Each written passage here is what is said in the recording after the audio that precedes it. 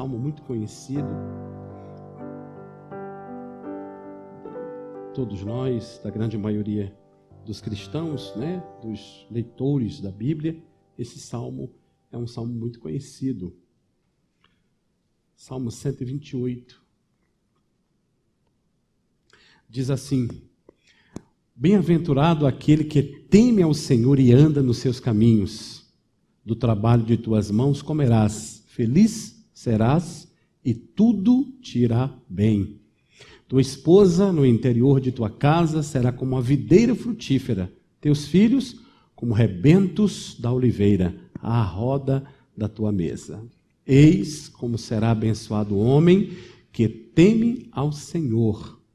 O Senhor te abençoe desde Sião, para que vejas a prosperidade de Jerusalém durante os dias de tua vida.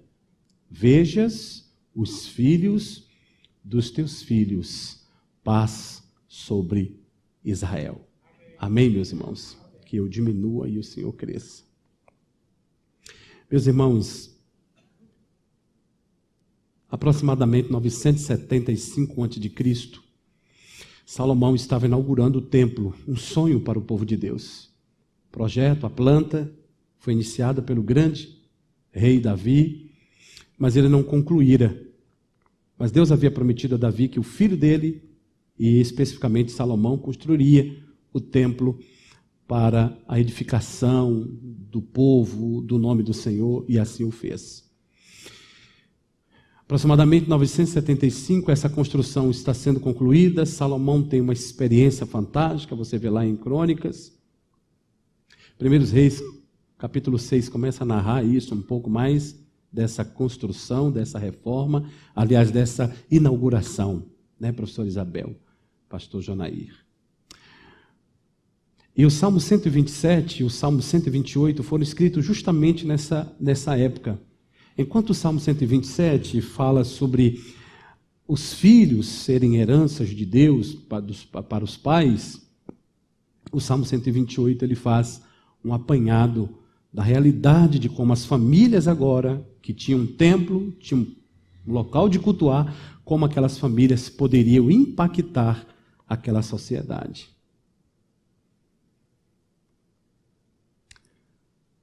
A família cristã precisa sentar e repensar.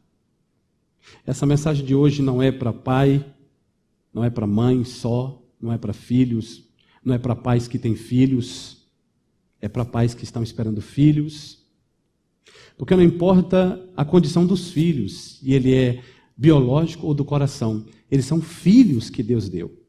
Eu sempre enxerguei que quando um casal recebe filhos do coração, é Deus que está dando. É Deus que está fazendo. E Ele dá porque Ele sabe a estrutura. E louvado seja Deus que uma criança possa ser levada ao coração por uma família que serve ao Senhor. Em tese, espera-se que essa criança, esses meninos, sejam salvos pela graça de Deus, via família que Deus está dando, e será menos um problema para a sociedade. Essa é a nossa fé, é a esperança, e, de certo modo, é até a promessa de Deus para isso. Mas esse salmo é tão atual quanto os dias de hoje. Alguns passos, algumas verdades neste salmo nos mostram como a família cristã deve, não pode, não é pode, é como ela deve impactar a sociedade. Caos, hoje, instaurado, presente, a culpa do caos no mundo. Pecado é pecado, mas a família cristã, ela tem uma grande parcela de culpa disso. Eu já estou te dando um know-how, porque se você vai embora, já vai ficar visto na filmagem. Foi embora porque não ia aguentar apanhar. E se você ficar, é porque Deus quer palestrar com você. Existem duas palavras para definir nesse texto a expressão feliz e a expressão abençoado. A primeira palavra está escrita nos versos 1 e 2. Bem-aventurado, e no verso 2, feliz serás. Essa palavra significa, escrito em hebraico, A-S-H-E-R. Brasileirada, transliterada, a pronúncia poderia ser Asher. Essa palavra fala sobre feliz ou bem-aventurado. É a ideia central desta palavra. Feliz e bem-aventurado. Preste atenção. A segunda palavra, ela está nos dois versículos 4 e 5. Especialmente quando ele diz: eis como será abençoado o homem, e o verso 5 diz: o Senhor te abençoe. E a expressão da palavra em hebraico significa Barak, que quer dizer felicidade, mas não a felicidade do primeiro, do Asher, mas felicidade no sentido de o Senhor abençoou. Em tese é mais ou menos assim, abençoado do Senhor. A primeira felicidade é a relação de felicidade adquirida por parte do homem que serve, do homem que agrada a Deus. Porque o homem agrada a Deus, porque o homem faz algo que agrada ao Senhor, ele recebe de Deus Asher. Ele passa a ser feliz e ele é bem-aventurado. Essa é a parte original do verso 1 e verso 2. Já os versos 4 e 5, a palavra Barak diz: o homem que é feliz não é apenas feliz, ele é abençoado do Senhor. A segunda etapa, ele recebe de Deus a bênção, porque na primeira parte ele agradou ao Senhor. Aí na segunda parte Deus vai abençoá-lo, Deus vai selá-lo de muitas bênçãos. No primeiro momento ele é feliz, porque ele agrada ao Senhor, minha cara Berenice. Mas em segundo lugar, ele é abençoado pelo Senhor, porque no primeiro momento ele agradou ao Senhor. E o salmista coloca aqui essas duas palavras muito claras dentro desse contexto. Dentro desse contexto simples, e aí a introdução foi curta, tá vendo? Eu terminei a introdução, agora a gente vai achar 5 verdades de como a família cristã pode impactar a sociedade. A primeira verdade está no verso 1. O texto diz: bem-aventurado aquele que teme ao Senhor e anda nos seus caminhos. Essa mensagem não é muito boa. Eu sei que depois alguém vai poder ficar reclamando, dizendo, tal, mas assim, isso aqui não tem nada com machismo, não tem nada com feminismo, isso aqui é a mensagem de Deus. Então, se você está sentado, permanece sentado e dá glória a Deus à medida que você receber. Mas a primeira verdade desse texto, por mais que você diz aquele que teme, parece geral, mas aí ele está falando diretamente. Essa expressão, não é o que eu estou achando não, irmãos. É entendimento do Salmo. Esse primeiro versículo, ele é para o papel do pai na família. Não preciso ouvir isso mais não, pastor. Meus filhos estão todos adultos. Espera até o final para tu ver se seus filhos estão adultos mesmo. Primeira verdade, o papel do pai na família. Isso aqui é fundamental. Começa com isso. Bem-aventurado daquele que teme ao Senhor. Em a gente observar o papel do pai nessa família, nós encontramos aí, meus irmãos, 2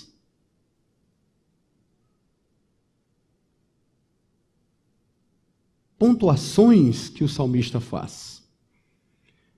Ele não é bem-aventurado, ele não agrada ao Senhor. Lembra das palavras que eu falei? Asher, feliz, abençoado, feliz, aliás, bem-aventurado. Ele não é bem-aventurado só por acaso, é porque ele agrada ao Senhor. E onde está o agradar do pai da família? Preste atenção, do pai da família. Primeiro, ele é temente a Deus. Segundo, ele anda nos caminhos de Deus. Nós não podemos falar de família, irmãos, e eximir o papel do pai. Aliás, se as coisas não forem bem, a culpa é do pai. O senhor está doido, pastor, de falar um trem desse? Estou não. Quando Eva pecou, Deus não foi procurar Eva, não. Deus foi procurar Adão. As palavras originais do texto hebraico, lá em Gênesis, no início de tudo, desculpe a coisa lá, para você não... Enfim, é muito complexo, às vezes, a gente mexer nesses assuntos, numa era dessa de pós-modernidade, de discussão de tantos valores que a gente vê nesse mundão de meu Pai eterno. Mas a igreja tem que se posicionar. E não falo com arrogância, eu falo com verdade da palavra de Deus. Mas os textos originais, lá no início de tudo, só você estudar mais um pouquinho assim, provam que Adão estava com Eva quando ela comeu a fruta. Aliás, ele ouviu a Eva conversar com a serpente. E quando Deus pergunta, pastor, onde o senhor achou isso? Depois você vai lá na sala e a gente conversa com mais tempo. Mas, aliás, eu dou um dado informativo, eu estava lembrando aqui para o Soleni, esqueci de falar. Nós vamos ter, a partir de abril, se Deus permitir, se Deus quiser, está tudo formatadozinho, viu? Estamos aguardando a chegada do nosso pastor para tratar de alguns detalhes mais, mas a partir de abril, querendo Deus, permitindo Deus, nesse mundo de pandemia, nós vamos começar aqui, Lander, daria um seminário de família, 2 meses, classe para casados e classe para a criação de filhos. É um currículo, 2 meses, aqui na igreja. Então, Adão estava lá. E quando Deus pergunta, porque Deus sabia do problema, ele não pergunta para Eva, ele pergunta para Adão. O que você fez? E Adão, como um bom macho, né? Ele diz, foi a mulher que o Senhor me deu. Essa é a prova de nós homens. Nós somos assim. Nós homens do sexo masculino. A gente tem a tendência natural de colocar culpa nas coisas na esposa. Mas nesse salmo, Deus está chamando os homens e dizendo, o papel do homem na família, para impactar a sociedade, é que esse pai, ele precisa temer ao Senhor. Pastor, mas se meu marido não teme ao Senhor, aí um outro detalhe, você vai orar para Deus fazer teu marido conhecer Deus e ele passar a temer ao Senhor. Mas ele não temendo, ele sendo crente, ele sendo católico, ele sendo espírita, ele sendo do candomblé, ele sendo ateu, ele sendo judeu, ele sendo tudo. Quando Deus cobrar, irmãos, porque isso aqui é uma coisa muito profunda, Deus não vai cobrar da mulher. A fatura de cobrança de Deus vem no nome, no CPF do homem. Ele pode ser de qualquer religião ou um ateu. O sucesso ou fracasso será colocado, imputado diretamente sobre a figura do pai. Mesmo aquele pai que fez no mundo e largou o filho por aí. Ele tem uma conta para prestar. Isso aqui bíblico é muito profundo. E a gente vive numa sociedade que a gente quer tirar responsabilidades. Talvez algumas mães estejam dizendo, meu Deus, glória a Deus, pastor Silvio é uma maravilha. Os homens estão dizendo, pastor Silvio, não é de Deus não. Mas é de Deus, é de Deus, é de Deus. E os meninos do sexo masculino, os homens, viu, Saulo? Precisam aprender isso aqui, porque o sucesso da sua família está sobre os seus lombos. Porque o da minha está sobre os meus lombos. Os meninos que querem casar, namorando com as filhas dos outros, mexendo com as menininhas, mandando um bilhetinho, vocês fiquem atentos, porque quando Deus cobrar é de você. E a Bíblia não dá espaço para homens frouxos. Não. A Bíblia chama os homens e entrega na mão deles um sacerdócio para eles cuidarem da casa. Porque quando Deus voltar para cobrar, a cobrança vai ser no nome do homem. Por mais que a mulher seja rixosa, encrenqueira, que tem muitas, aqui na igreja nenhuma. Mas por mais que as mulheres sejam assim, Deus vai cobrar do homem. E na hora de cobrar, Deus vai cobrar dela de outras coisas. Deus vai cobrar, você é muito rixosa, murmuradeira, mas a responsabilidade da família, meu caro pastor Jonaí, é do homem. Então feliz, bem-aventurado aquele que teme ao Senhor. Então esse homem dessa casa, que a palavra está dirigida a ele tem que fazer duas coisas. Ele tem que temer ao Senhor. Aí é uma dica muito importante. Meu irmão, isso aqui é um ato de inteligência. Eu diria até mais aí, inteligência emocional, profunda. Se a conta vem para o meu nome, e eu tenho como aprender com alguém a diminuir o peso da minha fatura, eu vou procurar esse cara para me ajudar.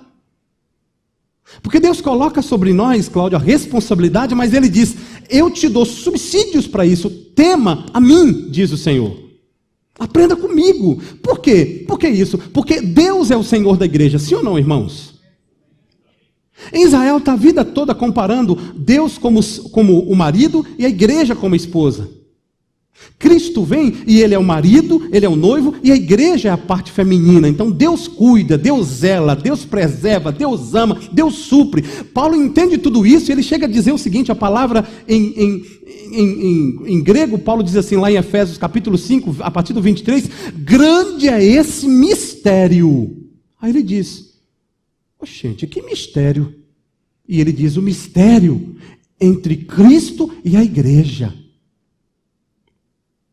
Porque o homem tem que amar a si mesmo. Ah, Paulo é machista. Eu fico tão irado, irmãos, quando esse povo diz que Paulo é machista. Isso é um discurso dessas feministas que não lê a palavra de Deus. Pronto.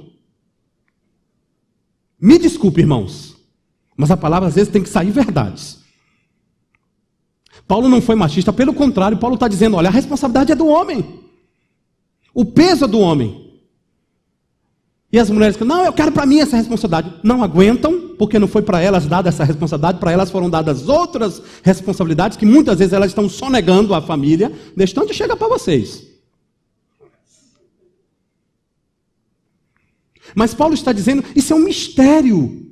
Amar a igreja como amar a si mesmo. Minha gente, Cristo amou a igreja, deu a sua vida. Maridos, ame a sua esposa como Cristo, o modelo é Cristo, o padrão é Cristo, é um amor tão tamanho, é um amor de coisa linda. As mulheres que estão fazendo essa guerra feminista deviam entender a Bíblia e dizer, não, tem que fazer o que Deus está fazendo, porque o homem vai se tornar o galanteador da mulher. O cavalheiro educado, Luiz, o que abre a porta, o que dá flores. Eu não gosto de flor, dá um sapatinho alto para tu ver. Dá uma bolsinha de couro, dá um beijo, diz palavras amorosas, porque esse é o papel da mulher. Cristo faz isso com a igreja, irmãos, todo dia Cristo está fazendo isso conosco. Meus amores, meu xodó, meu amorzão, minha linda, minha paixão, nós somos a paixão, irmãos, do maior noivo da história do universo. A gente peca, Ele perdoa, a gente cai, Ele perdoa, a gente falha, Ele perdoa. Isso é paixão, é amor incondicional. Paulo diz em Efésios 5, 23, é isso que o marido tem que fazer pela mulher. E as menininhas que estão aqui, que querem casar, viu, Elisa? Tem que orar para Deus, para Papai do Céu, mandar um homem, segundo o coração dele. As menininhas que querem namorar com meninos, que isso já é bênção de Deus, a gente já tem que ensinar ela a orar. Ora pelo seu marido, para Deus te dar um marido segundo o coração de Deus, um marido bom. Que absurdo, pastor. Absurdo é ela coisar, mas tudo bem. Papel do homem, temer ao Senhor. O Senhor está dizendo, me busque. Eu tenho um manual para você, meu filho. Aí, irmã Glória, o marido chega lá e aprende com o Senhor. Ele vai para a escola de Deus, Salmo 78, escola de família. Ele aprende de Deus, irmão Cleves. A gente homem não aprendeu com ninguém, irmãos. Os pais da gente muitas vezes falharam nos ensinar sobre tratar mulheres ou tratar esposas. Aí o machismo, sim, do mundo, diz para a gente que tem que bater, que tem que ser grosso, que tem que ser duro. Aí as mulheres do outro lado criaram um oposto, completamente oposto. Não, agora também ninguém vai mais ser mulher aqui não. Nós vamos fazer pauleira. Não é para ter guerra dos sexos. É para unir os negócios. Foi isso que Deus criou. Então, o primeiro detalhe da primeira verdade é que o homem tem que temer ao Senhor. Me ensina como eu faço, Deus. E aí Deus está na Bíblia todinha dizendo como ele trata a escola, como é que ele tratou Israel, como é que ele se apaixonou por Israel, como é que ele amou Israel. Pastor Silvio, você não sabe como é minha esposa rixosa. Mais do que nós somos rixosos com o Senhor? Sim ou não? Irmãos, a gente murmura demais com Deus, Ele está sempre amando a gente. 70 vezes 7 até. Ele está sempre perdoando. O amor de Deus pela esposa é infinitamente maior. Segundo princípio, Deus diz para o homem, anda nos meus caminhos. Um homem de Deus que quer descobrir a família correta, ele anda nos caminhos de Deus. Irmãos, andar nos caminhos de Deus não é estar em porta de bar bebendo. Andar no caminho de Deus não é estar se prostituindo. Andar no caminho de Deus não é ser escravo do álcool. Andar nos caminhos de Deus não é estar em prostituição de pornografia, de internet. Andar nos caminhos de Deus é ter uma vida correta, porque o mundo diz que homem tem que ter 2 mulheres. A palavra de Deus diz que homem tem que ter uma mulher. E o texto vai falar isso aqui, uma esposa. Toda vez na Bíblia que um homem tinha 2, teve problemas. Isso não é parâmetro. As pessoas não leem a Bíblia com profundidade, ficam, mas na Bíblia tem homem que teve 700 mulheres. Qual foi o problema de Salomão? 700 mulheres. Mas ele amou uma. Aí eu amo as 2. Mentira que você não ama 2. Isso é conversa. Isso é pecado.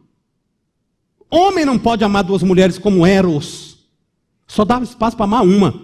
A outra é pecado, é safadeza, é falta de leitura da Bíblia, é falta de oração, é pecado. E até você que está nos ouvindo hoje pela internet, que não conhece Deus, não conhece igreja, não conhece nada, Deus está falando com você. É pecado. Tenha uma mulher. Andar nos caminhos do Senhor, o homem, o pai de família que anda nos caminhos do Senhor, ele tem como influenciar os seus filhos a andarem no caminho do Senhor. Os filhos olharem para esse pai e dizer assim, eu quero ser isso aqui na minha vida. Se for um menino, vai dizer assim, eu quero ser que nem pai. Se for uma menina, eu quero ter um marido que nem esse homem. Esse homem fala alguma coisa, esse homem é de Deus. Anda nos caminhos do Senhor.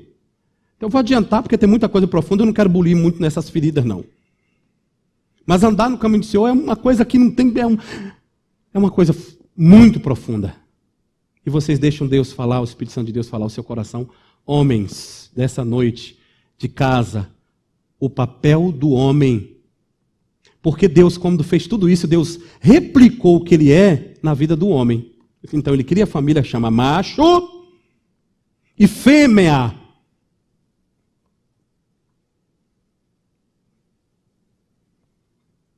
E às vezes a gente fica reclamando que as mulheres da gente gostam de sapato, de bolsa. Tem que gostar, irmãos.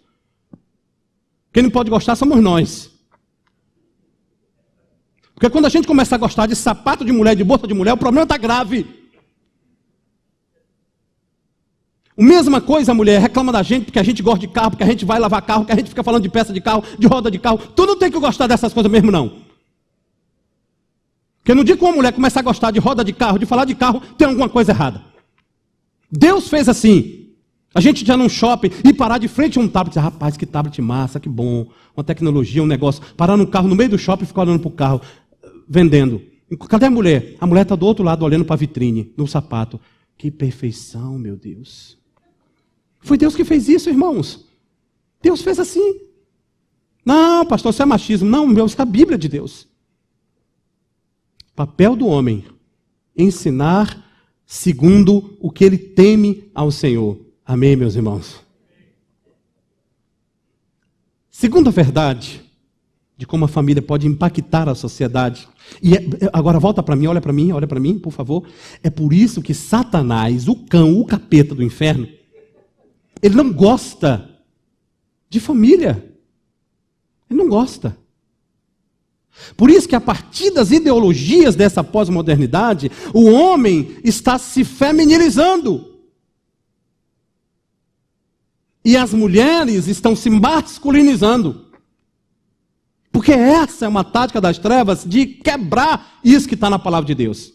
E quando eu prego sobre isso, eu sou machista. Quando eu prego sobre isso, eu sou mal falado pelas pessoas de fora, talvez até alguns da igreja. Não gostei dessa mensagem domingo à noite. A gente vive esse tempo, que está tudo bom, só que os filhos da gente vão crescendo, os netos vão crescendo. A gente precisa dizer para esses meninos, olha, qual é o caminho do homem e qual é o caminho da mulher. Senão vai chegar um tempo que a gente não vai saber mais de nada, e está tudo perdido, porque a igreja se omitiu de falar. Nós estamos falando aqui da liberdade que este país nos dá de pregar a mensagem do Evangelho de Deus. Porque todo mundo, irmãos, tem direito de pregar suas ideologias. Logo, eu tenho direito de pregar aquilo que eu creio na Bíblia. Isso é direito comum do nosso país. Embora a coisa está tão virada pelo avesso. Então, nós precisamos olhar para esse papel do macho como o sacerdote do lar. Não um homem que manda na casa para bater na mulher, não um homem que grita a mulher, porque quando Paulo fala lá que mulheres obedeçam aos maridos, sejam submissas aos maridos, não é machismo não, irmãos. Ele diz como ao Senhor. É como a igreja faz a Cristo. Por que a gente está submissa a Cristo? Porque nós, como noiva, nós somos submissas a Cristo. Por quê? Porque Ele é o nosso amado. Ele veio aqui, arrumou namoro com a gente, voltou para lá, está preparando a casa para nós. Que amor é esse, gente? Mandou o Espírito Santo dele ficar com a gente, consolar, preparar, capacitar, e a gente fica reclamando. Não pode. Segunda verdade, verso 2 de Salmo 128, do teu trabalho, do trabalho de tuas mãos, comerás, feliz serás, e tudo te irá bem. Qual é o resultado do papel do macho? Qual é o resultado do papel do macho que serve ao Senhor, que teme a Deus? Ele tem dois resultados. Ele é feliz e tudo vai bem. E a primeira parte do verso diz que do trabalho das tuas mãos comerás. Por quê? Porque Deus está te fazendo permitir isso. Logo, eu não estou acumulando os meus valores materiais porque eu sou bom. É porque Deus permite eu fazê-lo. Mas por quê? Porque a chave principal é o versículo 1. Porque o homem teme e anda nos caminhos do Senhor. Então, para esse homem, não faltam as coisas que Deus quer que ele tenha dentro da casa dele. Ele quer comer um queijinho? Tem. Ele quer beber um café? Tem. Ele quer viajar de férias com a família? Ele pode. Mas quando o homem dá cabeçada na vida, ele não consegue fazer nada. Ele vive na choradeira da vida. Isso é um sinal de um macho que ainda não aprendeu a temer e nem andar nos caminhos do Senhor. Isso é a Bíblia que está dizendo. E não tem remediação aqui não, é isso que está dizendo aqui, o Salmo 128. E aí ele diz, olha, é preciso que o resultado desse papel desse pai seja visível. Ele é feliz em ser pai, em ser chefe de casa, em olhar para a casa dele e dizer, meus filhos são bênçãos, minha casa é uma bênção. Eu amo a minha esposa, eu não preciso de uma, mas eu tenho uma esposa. Ele é feliz. E tudo que ele faz, irmãos, Deus celebra, Deus diz, está bem. Terceira verdade, de como a família pode impactar a sociedade, versos de número 3 e 4. Aí agora chegou para todo mundo. Tua esposa no interior da tua casa é a mulher, não são duas, está claro, irmãos, como lindo dia de sol? Tuas mulheres, tuas concubinas, não mesmo. Tua esposa no singular, no interior de tua casa. Aí o interior aí é porque a ideia é o seguinte, imaginemos que aqui tudo seja um terreno. Então eu armei minha tenda aqui no púlpito, certo? O chefe da família armou a tenda aqui no púlpito. A mulher, lá na entrada não na entrada do terreno, né? A entrada do terreno. A mulher, ela vai armar a tenda dela lá em cima, perto daquela região ali, da galeria, lá onde está o setor de multimídia. É ali que ficava a tenda da mulher. E ele diz o texto: a tua esposa, dentro da tua casa, no interior do teu terreno, dentro da tenda dela, ela será como videira frutífera. 2, os teus filhos vão ser como rebentos da oliveira, à roda da mesa, da tua mesa. E o verso 4, ele diz, eis como será abençoado o homem, ele repete, de quê? Do verso 1, o pai de família, que teme ao Senhor. Os arraiais eram iguais das famílias. A entrada dos arraiais eram muito parecidas, a tenda do macho sempre ficava ali na entrada.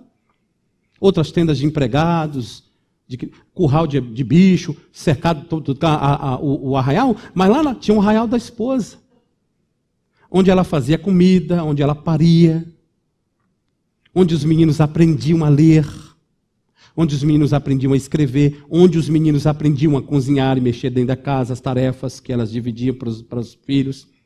Então, não é porque ao redor da casa tinha videiras, não tem nada disso de videira. Essa casa nunca se encontrou na Bíblia detalhe de uma casa que tivesse videira grudada na parede assim, em oliveiras próximas. Isso aqui é uma referência a duas árvores mais queridas e famosas do povo hebreu, que eram a videira e a oliveira. A videira com seu fruto, o vinho, etc. e tal, e a videira, a oliveira, que era o negócio lá, o óleo, o azeite, a própria videira, a azeitona, né, que comia esse negócio todo. Então, essas duas árvores, elas eram o símbolo de prosperidade, fruto. E os filhos dessa mulher, irmãos, são muitos. E os rebentos dessa oliveira, irmãos, é como o broto que dá ao redor da oliveira, porque a oliveira ela é uma árvore grande, e ela dá no pé dela, assim, as mudinhas que a gente chama na Bahia, né? Aquelas pequenas plantas da mesma espécie da oliveira, pequenininha. Então, ela enche aquilo ali. Ele está comparando. Como a oliveira é cheia de brotinho, que vai crescer e vai se tornar uma oliveira grande, assim é a mulher da tua casa. Por quê? Porque o homem que tem meu Senhor, ele tem uma mulher boa, uma mulher temente ao Senhor, porque essa mulher se espelha nesse homem, porque a responsabilidade desse homem é levar esta família com a mulher a servir ao Senhor. Mas a mulher, ela é responsável desse ambiente de criar os filhos. E todas as vezes, eu não vou retirar essa palavra que eu vou falar não, todas as vezes que a mulher terceiriza a educação e a criação dos seus filhos, ela não está fazendo uma coisa boa. Não está fazendo. Porque babá toma conta de menino, babá troca a fralda de menino, dá banho de menino, cuida de menino. Mas quem ensina valores para o menino não pode ser a babá. Porque a babá tem valores diferentes. Por mais que ela seja crente e serva de Deus, ela tem valor diferente daquela família. Porque o chefe daquela família, ele teme, ele anda, ele tem um padrão, ele tem um princípio, ele tem um norte. Então quem tem que dar esse norte é a mamãe. Não é o papai, não é a babá. Não é o papai, pastor, sim. Porque o pai, em tese, passará mais tempo fora daquele ambiente. A mãe, ainda que trabalhe, ela terá mais oportunidade de fazer isso. Pastor, que mensagem machista. É? Larga teus filhos, a Deus dará para tu ver. Larga, a Deus dará. Não é uma mensagem machista. Essa é uma mensagem bíblica. Quem educa filhos para o Senhor chama-se mãe e pai. Quem mais passa tempo com os filhos são as mães. E deveriam passar mais. E mesmo as mães que não trabalham fora, mas que estão em home office, que estão em casa, elas ficam mais tempo na rede social. E isso é uma desgraça. Do que tempo de qualidade junto com os filhos, ensinando-os e educando-os ao caminho do Senhor.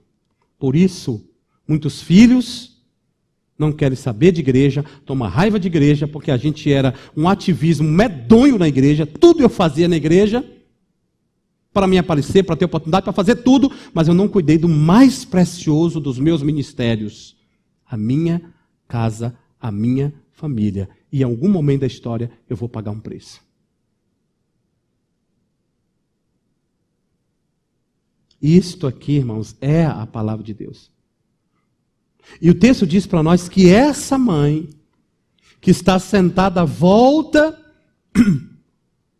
essa mãe é responsável desses filhos darem frutos. Salmo 104, Alexandre, verso de números 14 e 15. Salmo 104, versos 14 e 15.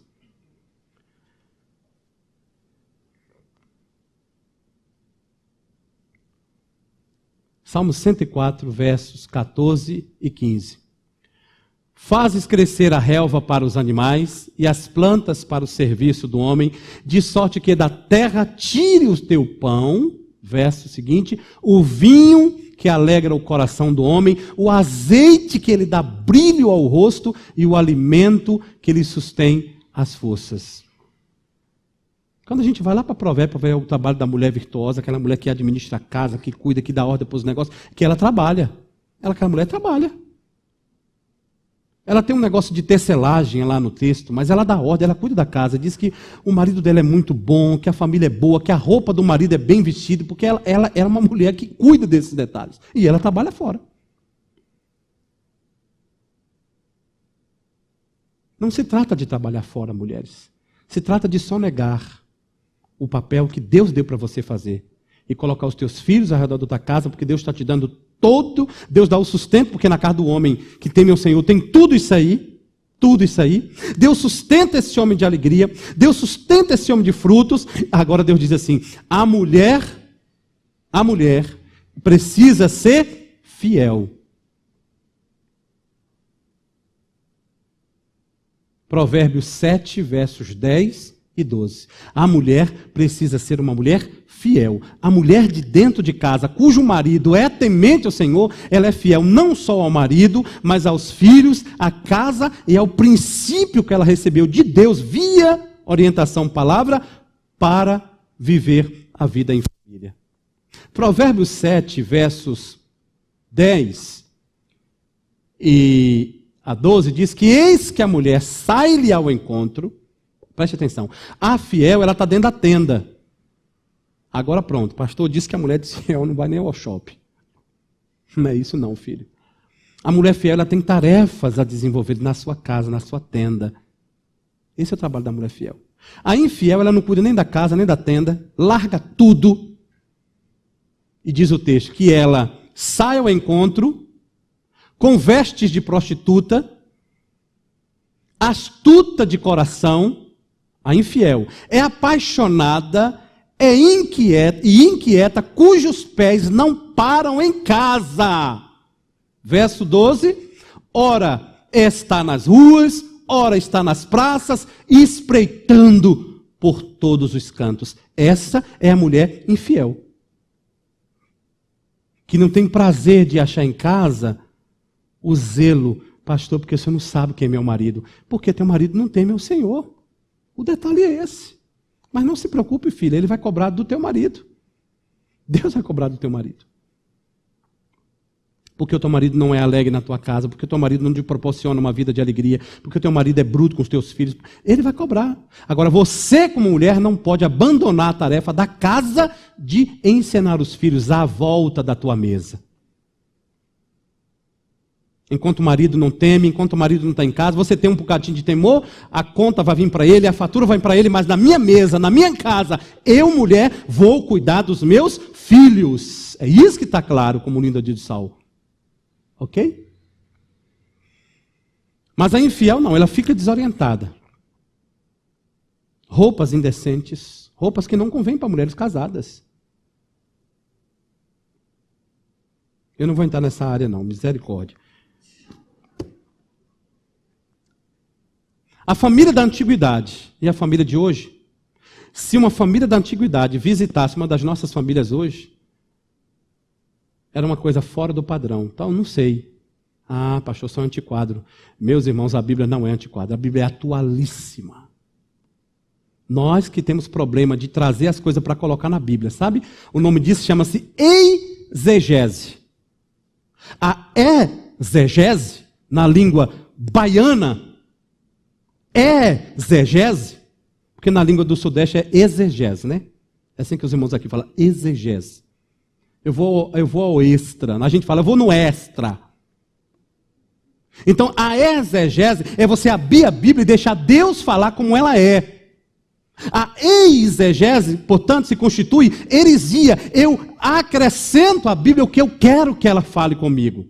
E isto é uma exegese. A gente viveu o nosso tempo hoje de pós-modernidade, rasgou as coisas de Deus, por isso muitas famílias estão fracas e doentes e muitas que dormem. Porque essas famílias estão querendo dar um jeitinho na Bíblia. Não é assim que funciona. Deus foi perfeito, irmãos. Deus não fez nada errado. Deus fez tudo perfeito. Filhos de casal. Um homem e uma mulher. Eles têm filhos. Menina ou menino. Se ele tem menino e menina, perfeito. Se ele tem meninas, perfeito.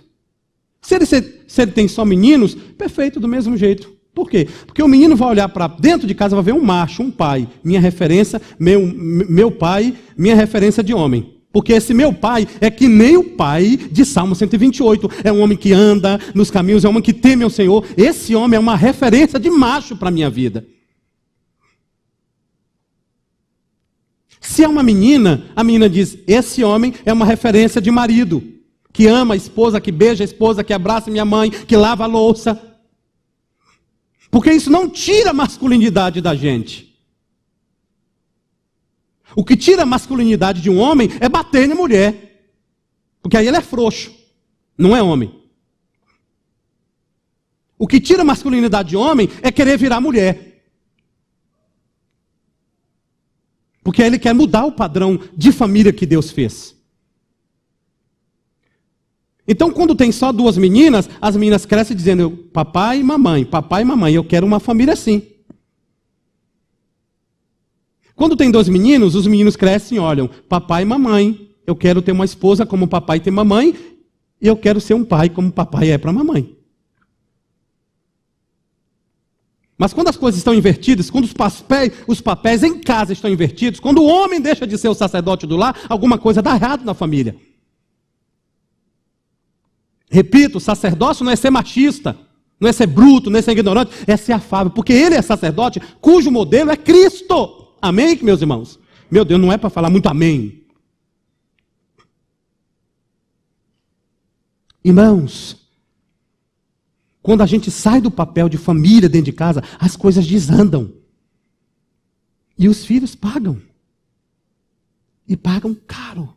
Porque nós omitimos o papel que Deus nos deu para desempenhar no teatro da vida de Deus. Ele disse, o seu papel é esse, de macho. Oi, Fernanda, o seu papel é esse, de fêmea. Fernanda pode trabalhar fora? Pode. Fernanda pode conquistar trabalhos de liderança? Pode. Mas Fernanda tem que lembrar que ao redor da mesa, ela tem que dar o toque para a Priscila e para a Vitória. Ela tem que dizer para as meninas o que é ser uma mãe, o que é ser uma mulher, o que é uma serva. E o pai não pode? Pode. E a avó não pode? Não pode. A avó não pode? Não pode. A avó cria filho? Não, a avó fica com o menino, beija, mas manda embora para casa. Não, mas contar a história da Bíblia pode contar a história, mas a responsabilidade de criar filhos é de papai e mamãe. Se meu filho fez um filho antes de ser adulto, problema dele, ele vai ter que aprender a ser adulto criando um filho dele. Eu vou ajudá-lo, eu vou ensiná-lo, eu vou ajudá-lo. Mas se eu pegar esse menino para mim, eu estou dizendo para aquela criança, eu quero arrasar você, filhinho, eu vou acabar com a tua vida. Primeiro porque eu estou dizendo para a criança, teu pai não tem condição, teu pai é frouxo, quem manda aqui é vovô. Não, vovô cheira, vovô beija, mas vovô devolve. Eu vou amar meus netos com muita alegria, irmãos. Eles vão dormir na minha casa no dia que os pais viajarem, eu vou carregar no meu colo. Vou levar para dormir comigo, vai ser aquela coisa toda, tudo. Mas voltou os pais, leva seu filhinho para casa. Porque tem que ter referência. Mamãe, vou visitar vovô. Vou visitar vovó, vovô materno, vovô paterno. Esse é o desenho de Deus. E isso sobre neto está aqui na Bíblia também, na estante. Então, a mulher que ela é fiel, ela não fica perambulando pelas praças, tá? De conversa, tá? De roupas indecentes. Está lá no texto de Provérbios. Essa é a infiel. E certamente, se essa mulher da Bíblia, essa família, é uma família que teme ao Senhor, essa mulher não vai ficar perambulando. Meninas do sexo feminino que estão me ouvindo, que estão namorando, que vão casar, que estão querendo casar com seus maridos, não fique com essa lambança de querer casar e depois ficar dizendo que vai mandar no teu marido. Machista de novo, meu Deus do céu. Não é para mandar, é porque o teu marido é como o Senhor, ele não vai te bater, não vai te obrigar. É uma paixão como Cristo faz com a igreja, gente. Está lá claro, como o lindo do céu, como ao Senhor, cujo modelo é o Senhor. A menina também que quer ser mãe tem que aprender que quando ela casar, quer ser mãe, ela vai ter que abrir mão de coisas para criar filhos, para cuidar de filhos, para estar mais presente de filhos. Porque a mãe que para o menino e joga para o outro cuidar, é um problema de mãe, vai pagar um dia. A fatura vai chegar. Isso aqui, irmãos, é a Bíblia, é a palavra de Deus. Pastor, se é a palavra machista, irmãos, não é machista. Eu sou um homem que mais na vida sou proibido de falar sobre machismo. Eu tenho 3 mulheres dentro da minha casa, irmãos. Eu sou a minoria lá. Toda votação eu perco. Quando vai viajar, eu tenho que procurar uma carroça para botar as malas dela, porque a minha vai dentro do porta-luvas. Quem tem mulher sabe do que eu estou falando. Quem tem 2 sabe. Quem tem 3 sabe. Da minha sina. Não sou machista. Eu amo minhas filhas, amo minha esposa. Não é isso que Deus está dizendo. Vai ser um padrão. E eu quero que elas se casem. Eu quero que elas tenham marido, sejam felizes, tenham filhos. Eu oro por elas. Eu coloco a mão no ventre dessas meninas, irmãos. Com Fernanda, Deus, dê filhos saudáveis às minhas filhas. Dê filhos tementes, filhos que te sirvam, filhos que te honrem. Porque a Bíblia vai dizer para mim aqui, se eu não fizer isso, a minha geração terceira pode se perder. Porque a bênção de Deus vem para a terceira, a quarta, e já chega na quarta titubeando. Mas a tendência natural das coisas, me perdoe, não me leva a mal nesse negócio de teologia não. Mas a tendência natural é que a terceira geração começa a se perder. Por quê? Porque a segunda esquece valores sérios da primeira. Ah, pai, no teu tempo era assim, agora não está mais assim não, pai. Deixa ele fazer besteira, bobeira. E isso fica hoje, fica amanhã, e a gente vai estragando as crianças. Porque Adão e Eva, irmãos, tiveram limite no jardim, não passa daqui. Eles passaram, teve um problema. Toda vez que criança não tiver limite, é um problema. Criança mal criada, batendo em pai, mas, eu quero. Não, filho, não. Ô, pai, não é assim não, pai, eu vou dar, porque é um docinho. Tá. Continua. A palavra diz que ensina o menino o caminho que deve andar. Ensinar não é dar o que ele quer. Ensinar é dar o que ele precisa, não o que ele quer.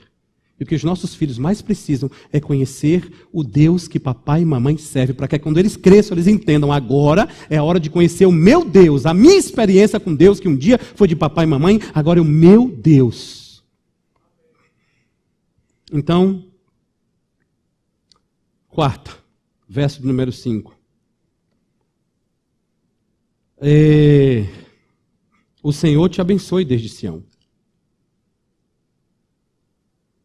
para que vejas a prosperidade de Jerusalém, preste atenção, irmãos, durante os dias da tua vida.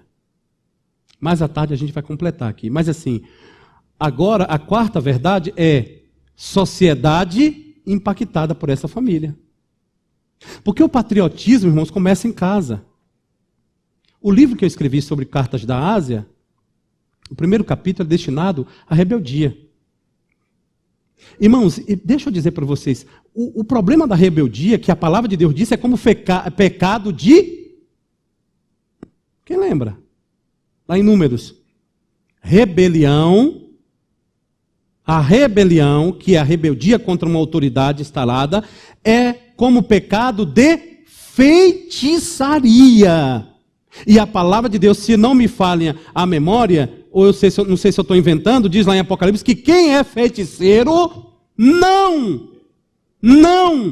herda o reino de Deus. O pecado estragou a gente, irmãos, trazendo morte eterna. Cristo veio e consertou o negócio. Nos ofereceu a possibilidade de temer a Ele, de caminhar nos caminhos dEle. Essa é a oferta, mas começa pelo Pai. Depois vem os resultados desse Pai. Depois essa mãe agora passa a ser fruto dessa benesse desse homem. E em quarto lugar, esta família, ela impacta a sociedade. Porque durante os dias da vida daquele pai, essa geração, ela não só ora pela prosperidade financeira do seu país, da sua cidade, irmão, isso aqui é até ridículo nos dias de hoje. Pergunta um norte-americano sobre os Estados Unidos e ele responderá. Pergunte um brasileiro sobre o Brasil, você terá a resposta do seu compatriota. Paizinho de tal, isso aqui não presta, isso é uma miséria, isso é uma desgraça, isso é o Brasil. E a criança cresce achando o país dela nada. Mas Deus nos fez aqui. Porque se ele quisesse eu nascer norte-americano, ele tinha feito. Mas ele me fez nascer aqui. Essa é a minha terra, esse é meu chão. Então a gente cria uma descendência de filhos rebeldes a nós, que concomitantemente será rebelde à igreja, e em algum momento eles vão deixar a igreja, vão para o mundo e vão dizer lá fora que aqui quem dita a regra somos nós. Vamos para a rua, vamos fazer passeata, carreata, vamos destituir autoridades, independente de qual partido seja. Porque a geração que se constrói sem pacto de graça na família, ela é rebelde aos pais, rebelde à igreja, e ela vai ser rebelde à sociedade. Não é esse o tempo que a gente está vivendo hoje? E a gente vira massa de manobra, a gente nem sabe por quê, mas vamos lá gritar. Por que mesmo? Ou quando a gente acha que sabe, alguém nos injetou uma verdade que nunca foi bíblica, mas a gente copia. E a verdade bíblica, ela é mal entendida, mal interpretada. Isso não quer dizer que se nós acharmos que algum poder, qualquer esfera, inclusive eclesiástico, precisa ser chamado a atenção, considerado, podemos fazê-lo dentro da ordem, dentro de um parâmetro, mas nunca na rebeldia de vamos lá derrubar, porque eu sou eu mesmo. Como é isso? Essa era aquele Osborne, de uma banda famosa de rock que teve aqui no Brasil alguns anos atrás, e ele cantava e ele dizia, nós vamos hoje uma força, uma energia nos jovens brasileiros, você tem que se opor, você tem que questionar, isso é lindo, no rock and roll, pauleira, metal, vá e tal. E realmente, aquela onda de desobediência nós estamos colhendo hoje. Os nossos filhos, por causa do meu pecado de Fernanda, elas são pecadoras. E quando você diz assim para Bento, de 2, 3 anos de idade, Bento, você mexeu disso aqui, mexi não. Mexi não, mexi nada. Ele nega, mas ele fez. Quando ele diz assim, não tem sorvete no shopping não. Tem sim, pai. O tem sim é uma autoridade questionada imediatamente. O pastor Davi Cox, um grande escritor, mora aqui em Atibaia, ele disse que quando a gente fala com o filho 2 vezes, é a prova que os filhos são desobedientes a nós. Priscila, Vitória, vamos tomar banho para a gente ir para a igreja, 5 horas. Não, lá tem que ser 4, por causa do negócio das coisas. Aqui, ó, Érico. Vai tomar banho, minhas filhas. Já vou, pai.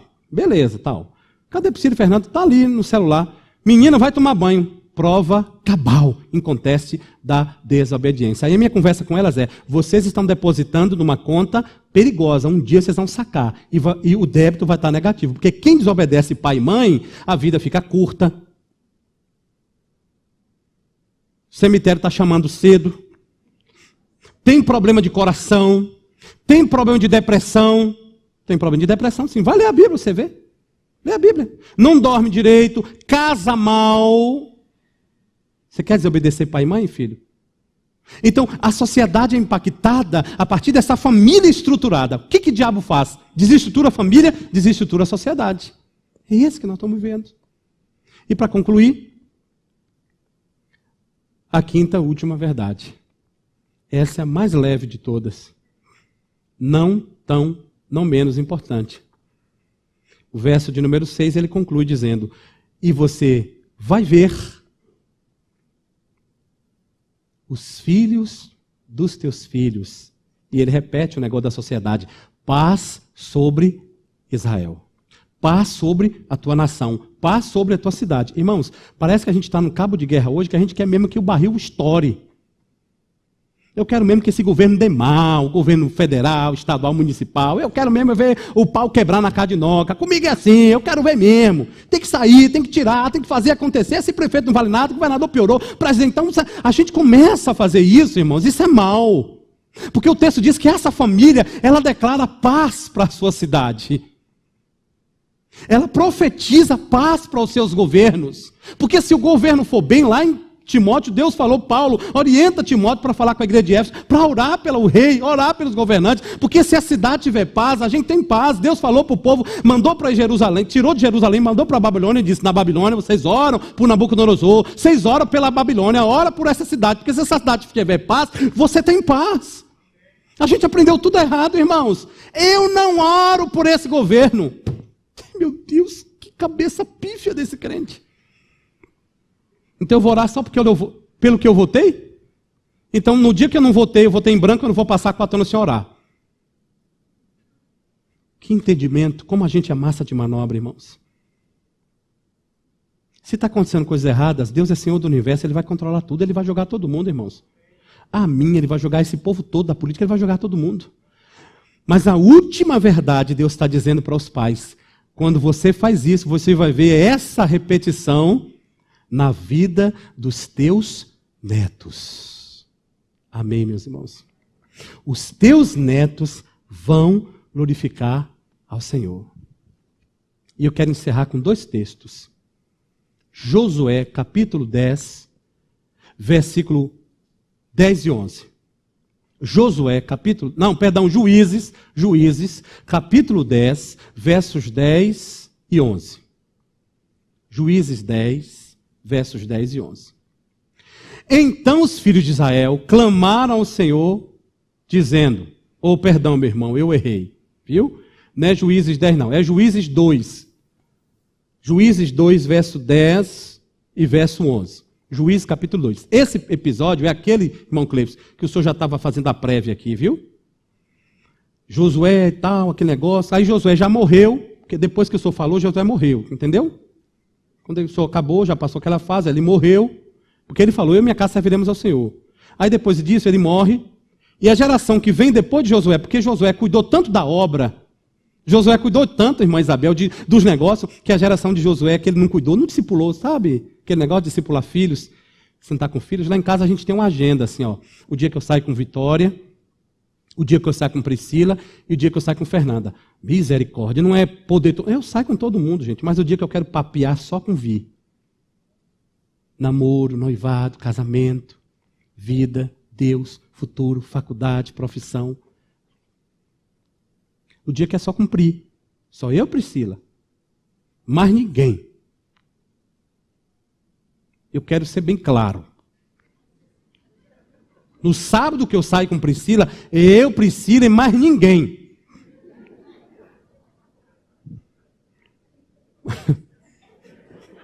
Porque ainda que gigantes invadam os meus terrenos, sobretudo eu tenho uma funda de Deus para derrubar gigantes.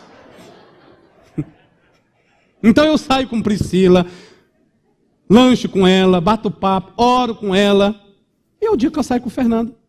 E todas elas saem comigo. Perguntam sobre mim, meu ministério, minha vida. Mas aquela geração se passou, Josué morreu, todo mundo crente, fervoroso, gente de poder, irmãos. Mas o que aconteceu? Não adiantou nada. Os filhos de Josué, a geração de Josué, aquela geração, toda aquela geração, irmãos. Toda aquela geração. E a outra geração, após aquela geração, pastor Nicolas e Cristiane, é aquela geração que se levantou, não conhecia o Senhor, isso é uma vergonha, nem tampouco as obras que fizera em Israel. Verso 11. Então fizeram os filhos de Deus, os parentes dos filhos de Deus, que era mal perante o Senhor, pois serviram aos Baalins. Péssimo. Vergonha.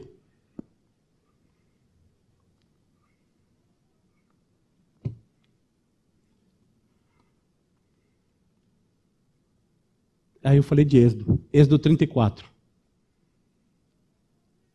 Versos 6 e 7. Êxodo 34, versos 6 e 7. Esqueci o papel que eu trouxe aqui para falar um negócio. Êxodo 34, versos 6 e 7.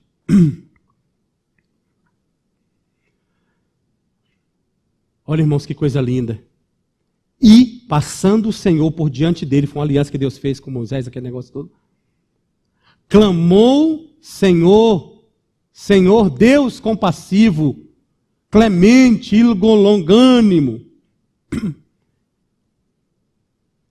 grande em misericórdia e fidelidade. Verso seguinte. Que guarda a misericórdia em 1000 gerações. Ó Deus, tu perdoas a iniquidade, tu perdoas a transgressão, tu perdoas o pecado, ainda que não o isenta o culpado. Mas o Senhor visita a iniquidade dos pais, dos filhos, e nos filhos dos filhos, e o Senhor visita até a 3ª e a 4ª geração. Sabe o que é que Deus está dizendo para a gente? Tem essa palavra dura da Bíblia. Às vezes o meu erro alcança Priscila, alcança Vitória, que alcança os meus netos, que às vezes alcança os meus bisnetos. Mas o que ele está dizendo, ó Deus. Verso 6, isso é uma oração, irmãos. Senhor, ó Deus, Senhor compassivo, clemente, perdoa, abençoa os meus filhos, abençoa os meus netos, abençoa os meus bisnetos. Por isso nós temos que orar pela nossa geração. E a Neiliane, quando veio orar aqui, que o Éder convidou, ela disse, Pai, que a nossa geração e a outra geração sirva o Senhor. Você tem que pagar um preço alto. Irmãos, não é fácil ser pai e mãe. Mas no dia que Deus te carimbou com um filho, esqueça o resto de toda a tua preocupação e diga, eu vou criar esse menino e essa menina para a glória do Senhor. É isso que nós precisamos fazer. Encerrando as minhas palavras, eu escrevi um livro para a Junta de Missões Nacionais, está para ser lançado. O título do livro é Pais Discipuladores, Filhos Multiplicadores. Na página 44 do livro, no capítulo lá, eu fiz uma comparação sobre 2 homens que viveram na história. Real. Eu vou ler rapidamente aqui. Max Jukes, o ateu, viveu em uma vida ímpia e casou-se com uma moça igualmente ímpia. Isso é história real. E dentre as pessoas que resultaram desta união, 310 morreram como indigentes. Os descendentes daqueles... não foi que eles tiveram 310 filhos, não. Os descendentes. 150 foram criminosos. Isso é história. Está aí no documento. Viu? Não foi eu que escrevi. Não, eu estou recopiando de lá. Abri aspas. 7 se tornaram assassinos. 100 foram alcoólatras e mais da metade das mulheres eram prostitutas. Os filhos, os descendentes de Max Jukes, um norte-americano. Esses seus 567 descendentes custaram aos cofres públicos dos Estados Unidos da América mais de 1 bilhão e 250 mil milhões de dólares. Custaram.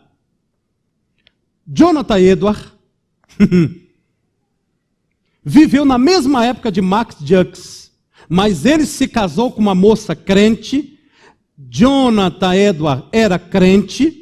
Foi feita uma investigação de 1.394 descendentes de Jonathan Edwards e a sua esposa. 1.394 descendentes conhecidos de Jonathan Edwards. 15 se tornaram diretores de faculdades, 65 foram professores de nível superior, 3 foram senadores dos Estados Unidos, 30 foram juízes, 100 foram advogados, 60 foram médicos, 75 foram oficiais do exército, Exército, da Marinha Americana, 100 foram missionários e pregadores do Evangelho, 60 autores de renome de livros, um foi vice-presidente dos Estados Unidos, 80 se tornaram funcionários públicos do norte dos Estados Unidos, 295 fizeram curso superior, alguns foram governadores de estados americanos e outros foram diplomatas. Seus descendentes não custaram nenhum centavo aos cofres dos Estados Unidos. Pelo contrário, eles renderam